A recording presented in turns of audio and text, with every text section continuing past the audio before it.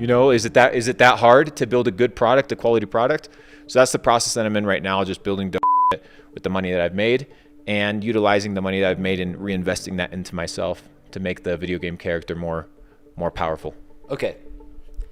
I was going to go a completely different direction, but we have to talk about it because you brought it up. It's not a crypto video, but we have to talk about it. Listen, I've spent 24 hours. I don't know how much time I've spent with you since I got here, and you've talked about using your wealth to build a lot of different things yourself. When you talk about the corruption and the you don't like about the big exchanges, people in crypto, is that in the Belmar roadmap? Like, are you going to build your own? Time will tell. Is it a possibility, would you say? Everything is a possibility. All things are on the table. Okay. The truth is, it's possible. Okay. But we have to find the right people to get involved. And it's not a one-man show. It needs to take a lot of people that have good intentions to rally behind building dope, building things of value, things of meaning, and being honest with each other. Like this idea of wag me, like we're all gonna make it, all this fades away really, really fast when you're left holding the bag. It's a lie. Yeah, so you need to understand what the markets are made of. The markets are to move money from the impatient to the patient, and from the greedy to the people that are patient and sustainable. And that's been happening since the dawn of mankind in different markets that continue to innovate. But as we love cryptocurrency being decentralized, we also have a factor of Wild West kind of gunslinging scenarios where it's everybody's in it for themselves. Sure, you have technology, you can track certain things, but it's a dangerous place out there as well. So you have to be playing, understanding that the person behind a meme page, right, may not have the best intentions in mind, and that you shouldn't be relying on them to get rich. You need to develop your own strategy, your own plan, and you need to build yourself up to have the confidence to be the person whose information you listen to. You're listening to everybody else, but how much time do you spend listening to yourself?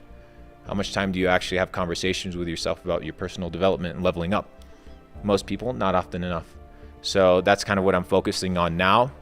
I have the privilege to do that, because when you're on hustle mode, it's very hard to kind of reset your mind.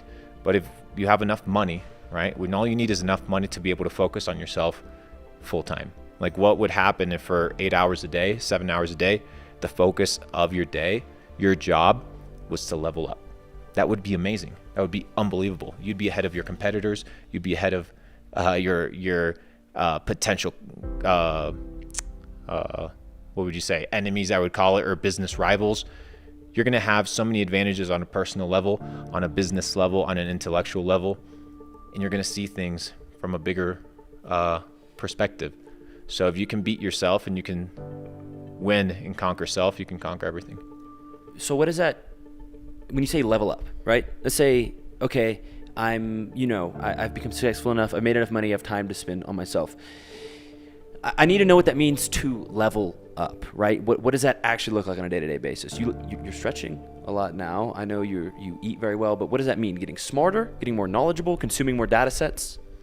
It's becoming an intuitive individual, a person that's in tune and is present in every action that they take.